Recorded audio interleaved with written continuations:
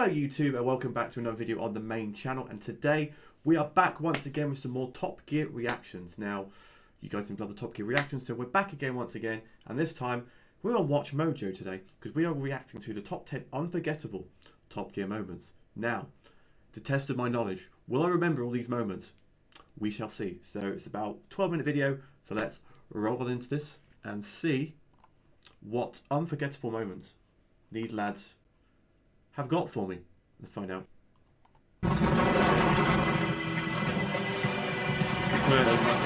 Welcome to Watch Mojo UK, and today we're counting down our picks for the top 10 unforgettable Top Gear moments. Okay. I'll be honest, I have felt less conspicuous than this. Oh my God! Who wants to see the State's head? Before we begin, we we go. publish new content every day, so be sure to subscribe to our channel and Please ring the subscribe to bell to mine get as well. notified Subscribe about to our mine as well. latest videos.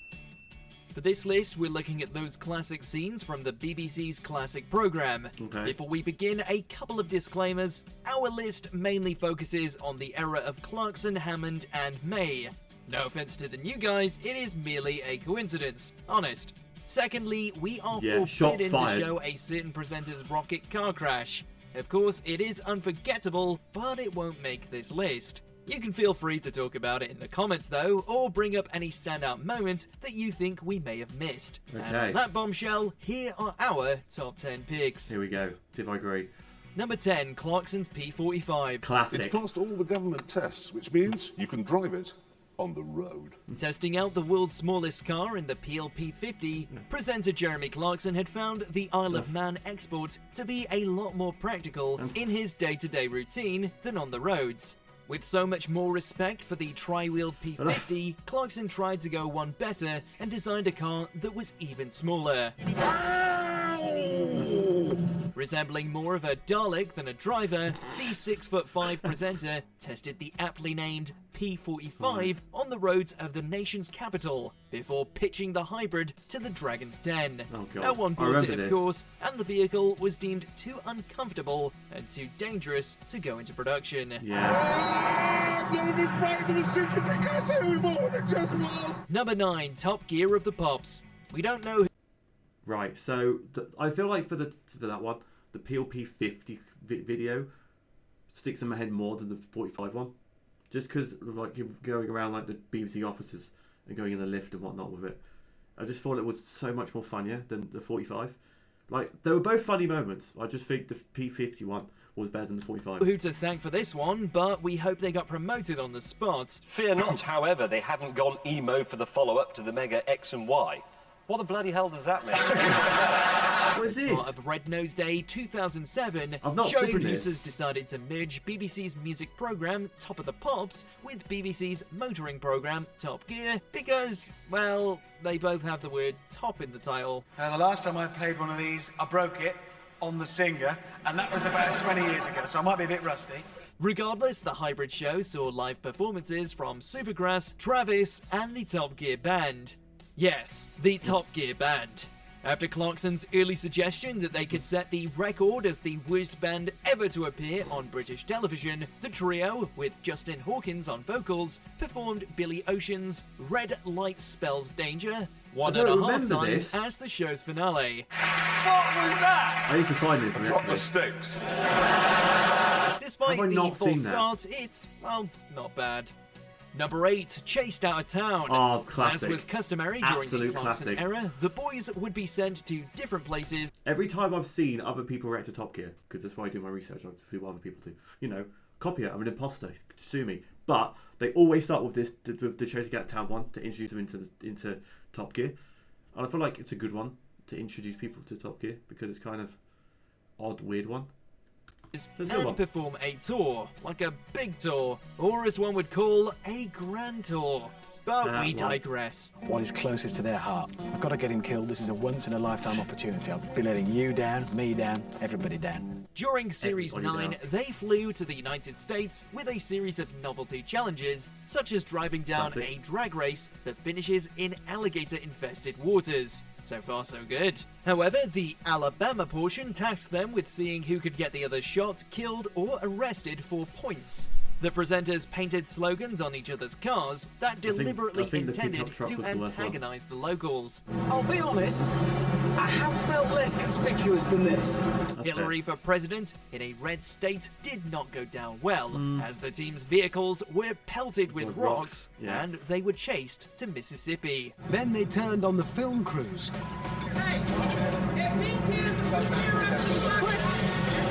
Go, run. Number 7, the indestructible Toyota Hilux. Iconic.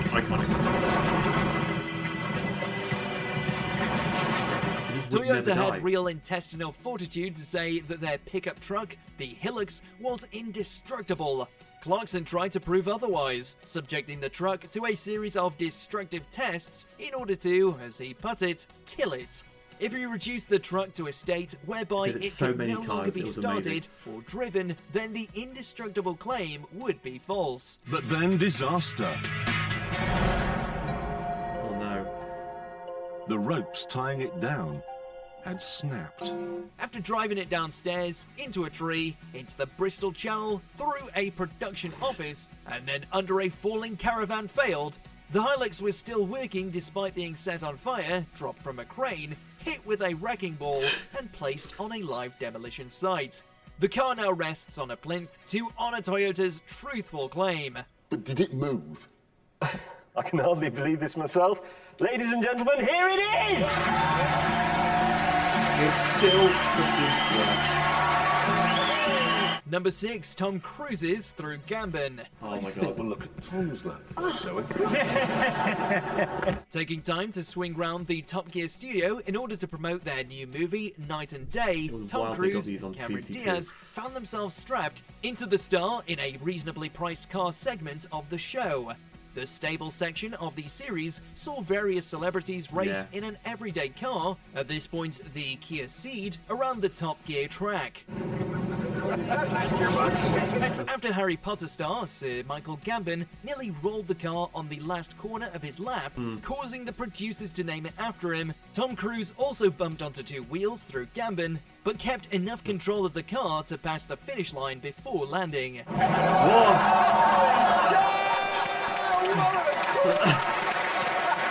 Number 5, H982 FKL.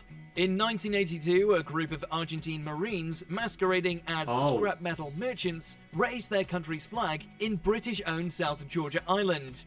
The incident sparked the 1982 Falklands War and has had consequences for both Argentina and the United Kingdom since. I remember this. None were more bizarre than, when filming for the Patagonia special, Top Gear producers had bought a car with the number plate H982 FKL. There's a gang. Oh damn. Nationalists, whatever, believe that the Falklands are Argentinian, they don't like the British, and they're in the hotel. Oh, we're stuck in here and we don't know what's going on. Despite being a coincidence, locals loyal to Argentina Coincidence. took exception and a full-scale security effort was made to abandon the cars Wow. and filming and get out of Ushuaia ASAP. Guys, everyone in the cars. As police distracted the mob, the show's convoy headed to Chile, where they found solace. Since then, Wild. Chile has been referenced frequently by the presenters as a thank you. Number 4, Out with the Old. The most famous format of Top Gear is actually its second incarnation. Go on. The original Top Gear was also a motoring program that ran on the BBC so between different. 1977 and 2001, but was quite different from the show it became. What on earth is this? With the exception of the name and a powered-up version of the theme tune, little else from the original series would be pitched in 2002 for the new format offered by showrunners and original presenter Andy Willman and Jeremy Clarkson. Thing is, though, Mr. Willman. are you getting what you pay for? Now with a live audience, several recurring When they do the challenges, they go Mr. Willman. Andy Willman. Learning stuff every day. segments and a focus on entertainment, the new Top Gear has become one of the BBC's Willman. highest rated and longest running TV shows. Yeah. Number 3, The End of an Era. Top Gear presenter Jeremy Clarkson Yeah, has this been is axed incredible. from the show after an unprovoked attack on a colleague who ended up in hospital. Of course, all good things must come to an Yeah. end, and the Willman-Clarkson era of Top Gear is no exception.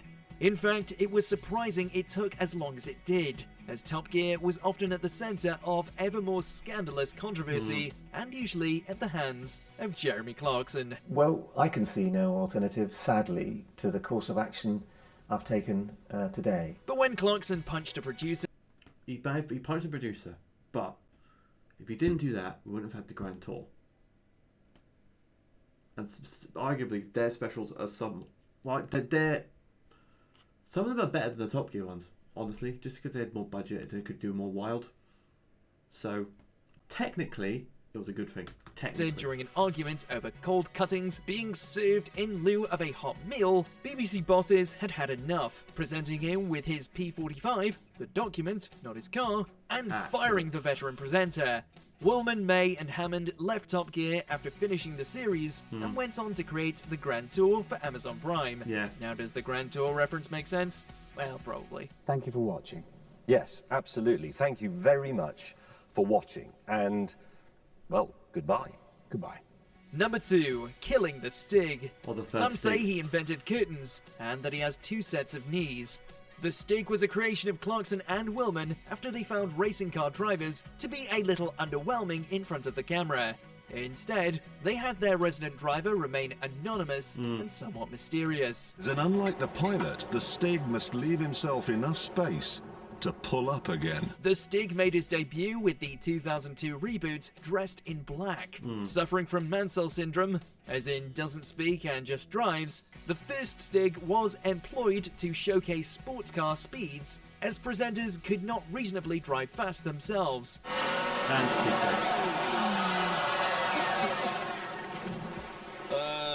That was not supposed to happen. However, when Perry McCarthy revealed himself to be the Stig in 2003, showrunners had to drive the Top Gear Jaguar off the HMS Invincible, supposedly killing him off. Yeah. Or did they? That is all that was there. The Navy divers went down, but they couldn't find anything. Number 1, Interesting. the Stig Unmasked. Iconic. All anyone Michael knows Schumacher. is he's called the Stig. With the black Stig lost at sea, a new Stig dressed from helmet to toe in white Wasn't there? made his debut. Who here wants to see that? However, this Stig's anonymity also stayed in place. Yeah, I feel like, because it wasn't actually the Stig. They only did that because only Michael Schumacher was allowed to drive the car they was testing at the time. So they kind of did a whole bit about it, saying it's Michael Schumacher. It's not Michael And no one Schumacher. knew the identity of the man under the mask. It wasn't. That was until 2009 when, after years of speculation, the Stig revealed himself to be Formula One legend Michael Schumacher. Setting a record of 1 minute 10 seconds, 0.5 in the Ferrari FXX, Yeah. Schumacher's reveal was then confirmed to be a stunt, as Ferrari wouldn't allow anyone other than him to drive their sports car. Exactly. The Stig's identity is still a mystery, despite Ben Collins being sacked for announcing that he was the tamed racing car driver in his autobiography. But he was. Why is that I don't know. It was though. He was though. Ben Collins is. Do you agree with our picks? Check out I think I do agree.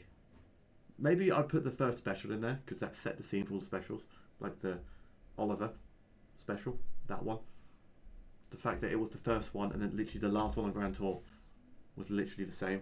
I think they did that really well. I think that was the most iconic, like their first ever special. But yeah, so that was Top Gear top 10 most unforgettable Top Gear moments. So, like Mr. Watch Mojo said, you can think of any others. Let them down in the comments. I'm going to try and find top Gear of the Pops because I don't think I've ever seen that, and I feel like I need to. So I'm going to try and get that video up. But yeah, like, comment, subscribe, all that good stuff down below. And I'll see you guys in the next one.